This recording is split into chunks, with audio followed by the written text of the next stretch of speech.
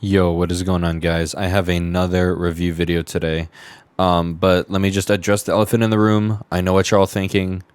Holy fucking shit, that's an Aerox 3 2022 edition. Holy shit. And yes, it is. That is going to be the mouse I'm reviewing today. But other than that, as you can see, I have a new desk layout. Please let me know in the comments if you like it a little bit better. I personally like it a lot better.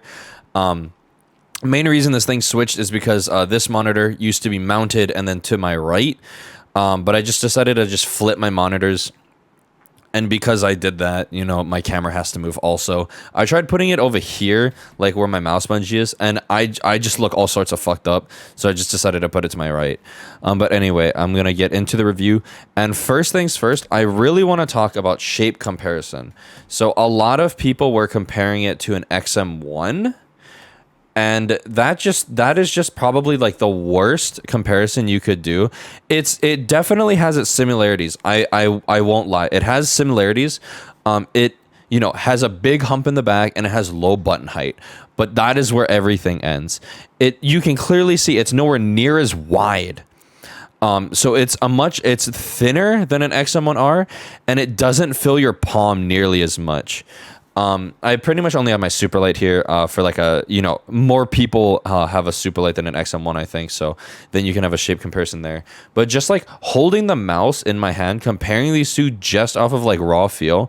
So like an XM1 fills out this part of my palm a lot better than the Aerox 3 does. And then it's also much thicker. So I have really wide hands.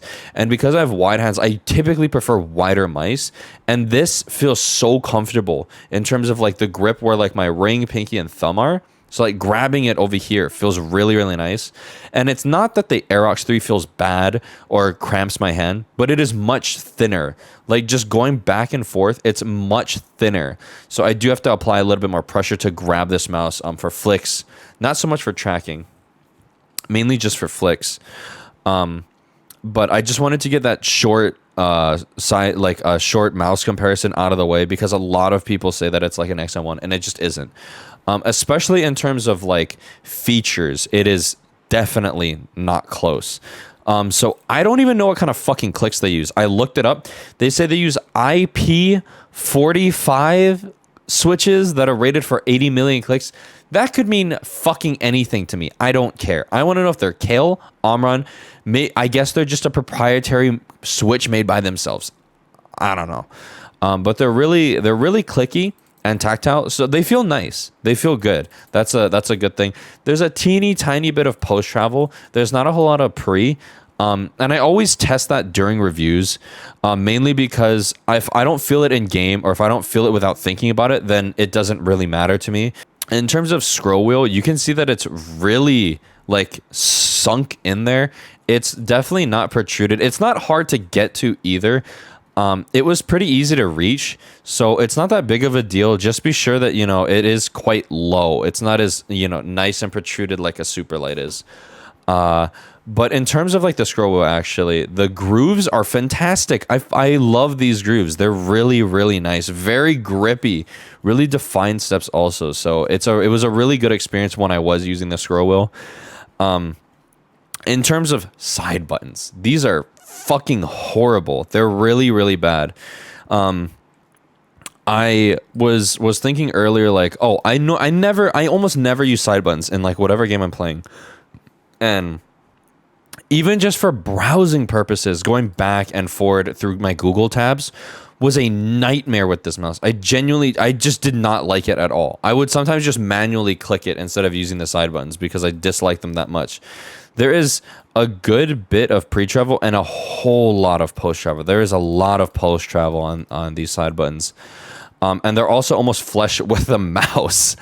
Like, that's incredible. Out of all the things to change, they didn't change the glaring issue that a lot of people were talking about. Another thing they did change, though, was the mouse feet design. So they opted for these bigger 2 style mouse feet at the bottom, and they're way better.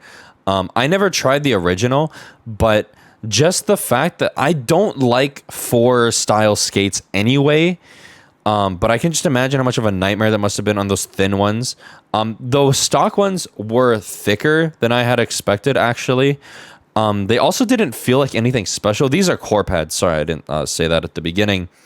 But they were rounded too. They were so close. They were almost just as rounded as these core pads. So I didn't have any issues with like it catching on the pad texture. As you can see, there's a lot of dust. I had to scrape off a whole lot of adhesive from the mouse skates. It was a nightmare. I had a glue sticky nightmare, and it was just not fun. But I tested the stock feet on a 0 for 3 days, and a 0 can make most skates feel really good because it's a controlled pad and it's really smooth, So I was like, okay, I should use a Hien.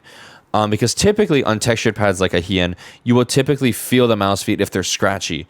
And I didn't notice it up until I put core pads on because it made the mouse glide so much better. It was so much better with core pads. It was actually insane. Like, I don't even feel the texture of the mouse pad now with core pads on. And I did feel it with the stock skates. So I would highly suggest just get a mouse feet of your choosing, whichever one you prefer, and just slap it on this mouse if you do plan on getting it. It's just way better. Another thing is battery life. So I will turn on the mouse because usually I like them off because I might click something by accident because I'm really fucking stupid. So you can see all the RGB down there. So it's still green. After 2 days of use with the RGB off, fantastic battery life. It hasn't changed one bit. But I'm going to turn high efficiency mode off. And illumination should start. Oh, shit. I have to save it. So typically with the illumination, so you'll see the moment it stops, the RGB starts, right? And then if I move it just a little bit, it stops. And then it starts again immediately when it stops movement. So because of that, it drained my battery full charge in about a day and a half. That was absolutely crazy because the only other wireless mouse that I've, usually gravitate towards is a Superlight. And I'm just so used to it lasting months. Like this, I've charged my Superlight twice, I think. And it's just really disappointing for me to go from like a 2-month charge to a 1.5 day. Really unacceptable. This is why you should just ditch RGB on a wireless mouse. Out of all the mice to do that on, a wireless mouse is not the way to go because you need to preserve battery life. Having like a long-lasting battery life is a really big plus for a lot of people. And typically, I feel like mice enthusiasts just don't give a shit if it has RGB or not. It's only going to cater to I wouldn't even say like the mass majority. I want to say the people who know mice are going to be enthusiasts typically. But I'm going to go ahead and just turn this off. But other than that, like the mouse is really nice to use. It's really, really comfortable. That's something that I wasn't really expecting. It's really good for claw. Not so much. I guess for palm, but definitely not fingertip. I wouldn't really want to fingertip this mouse unless you have bigger hands. But this, I think I talked about the switches already. But yeah, that's pretty much all for the review. You don't have to worry about the side holes. Sorry, I forgot to talk about that. So you don't have people complaining, oh, it hurts my thumb. It hurts my thumb. I know I was actually one of those people where I was like the M42. It hurts my ring finger. But yeah, performance on this mouse, no spin outs. Fantastic. If I had a spin out on a SteelSeries mouse that was revamped, I would be livid. I would be fuming. Also, good build quality. If you guys saw my last video, it fell on the floor. I have never been so sad that I abused my poor little mouse. But yeah, so the only things I would suggest is just get core pads or, different mouse feet. And then maybe use a speeder pad. It weighs 70 grams. Probably, 5 grams more with this fucking RGB here. But it is a really good mouse, to me anyway. It's not as light as a lot of other mice that are coming out, especially not as, the 60-gram god that is the Superlight. But it is really nice to use. I genuinely enjoyed using this shape, and I hope some of you will too. I'm gonna leave the link for the mouse down in the comments, just in case anyone feels like picking it up. Not affiliated at all. Just want to make it easier for everybody. The cable is also like a braided one, you know, never play with it. It is super stiff, very pointless, but it has a great adapter, you know. I'm glad that more companies are starting to, you know, follow the steps of Logitech and just do it like this. Much nicer, much cleaner, you know, safe of mind too, because it's closer to you. The only thing is this mouse is typically at $100. And right now, SteelSeries is having a sale to where it is $70. It also has free shipping on orders over $50. I don't know if it's because of where I live, but my shipping was $30. So I basically paid retail for this mouse. I paid $100 for a mouse that was on sale. Just be sure to... you can only get the white one also, though, or the black one. The white one is way cleaner, but you can only get the black one right now. But yeah, I'll leave a link to that in the comments below. And hope you guys have a great weekend, and I'll see you in the next video. Peace. Everybody go. Oh, a different guy.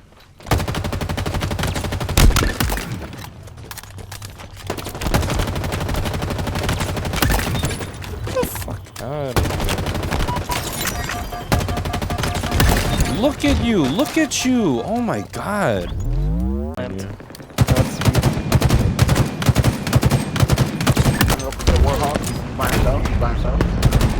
Ain't no way! I got stuck. There's two on left. There's two on left. Oh, that was a nasty. There is. Behind you, behind He you. has our flag. What the fuck? Why are there so many at her base? Yeah, I killed. There's one more. There's one more. There's one more. How many people did I kill? Oh, I killed That's it. him That's too. it. That's it. That's it. Enemy flag carrier. Nigga, snuffing. He's skipping right in front. That Warhawk is bad. There's two. There's two. There's two. Enemy They're flag both carrier. camping body. They're both camping body. Be careful. About three.